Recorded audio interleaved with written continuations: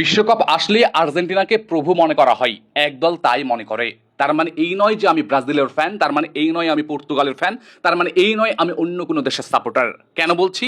কারণ প্রত্যেকটা ব্যাপার নিয়ে আমাদের ভিডিও করা আছে। আমি ইতিহাস থেকে কথা বলি, তথ্য নিয়ে কথা বলি, রেফারেন্স সহ কথা বলার চেষ্টা করি। একটু শুনে যাবেন যারা আর্জেন্টিনার ভক্ত আছেন তাদের উদ্দেশ্যে, অবশ্যই তাদের উদ্দেশ্যে। বিশ্বকাপে আর্জেন্টিনাকে সমর্থন করা লাখ লাখ মানুষ হয়তো জানেই না এই দেশের ইতিহাসের ভিতরে লুকিয়ে আছে এক ভয়াবহ অধ্যায়। কি সেই অধ্যায়? আজ আর্জেন্টিনা ফুটবল দলে তাকালে প্রায় সবাই শ্বেতাঙ্গ দেখা যায়, মেসি, ডিমারিয়া, দিবালিয়া, হিগুইন, অ্যাগুয়েরা। কিন্তু প্রশ্ন হলো, আর্জেন্টিনায় কৃষ্ণাঙ্গ মানুষগুলো কোথায় গেল, কালো মানুষগুলো কোথায় গেল? কারণ একটা সময় এই দেশটিতে কৃষ্ণাঙ্গ মানুষের সংখ্যা ছিল বিশাল পরিমাণে। আফ্রিকা থেকে দাস বানিয়ে আনা হতো হাজার হাজার মানুষকে।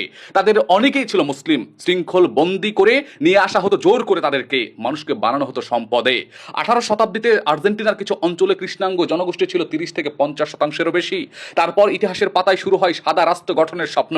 ক্ষমতাবানদের একাংশ চেয়েছিল আর্জেন্টিনা হবে ইউরোপীয় শ্বেতাঙ্গদের দেশ। যুদ্ধের ময়দানে পাঠানো হলো কৃষ্ণাঙ্গদের, রোগাক্রান্ত এলাকায় ঠেলে দেওয়া হলো তাদের। অন্যদিকে ইউরোপ থেকে লাখ লাখ শ্বেতাঙ্গ অভিবাসী হিসেবে বসতি গড়ল সেই আর্জেন্টিনায়। ধীরে ধীরে বদলে গেল জনসংখ্যার চিত্র। একবার চিন্তা করেন, একসময় যে দেশে কৃষ্ণাঙ্গদের উপস্থিতি ছিল শক্তিশালী, আজ সেখানে তারা প্রায় অদৃশ্য হয়ে গেছে।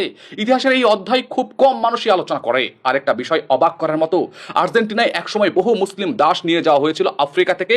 পরবর্তীতে সিরিয়া, লেবানন থেকেও মুসলিম অভিবাসীরা সেখানে গিয়েছিল। কিন্তু প্রজন্মের পর প্রজন্ম পেরিয়ে অনেকেই নিজেদের ধর্মীয় পরিচয় হারিয়ে ফেলে। শুধু ফুটবল দেখলে ইতিহাস দেখা হয় না ভাই। একটা দেশের জার্সির পেছনেও থাকে রক্ত, রাজনীতি, উপনিবেশ, জাতিগত বৈষম্য আর হারিয়ে যাওয়া মানুষের গল্প। তাই অন্ধভক্ত হওয়ার আগে ইতিহাস জানুন, কারণ ইতিহাস শুধু ট্রফির গল্প না, ইতিহাস নিঃশব্দে হারিয়ে যাওয়া মানুষের গল্প বটে। আমি আপনাকেই বলছি যারা আর্জেন্টিনার ভক্ত।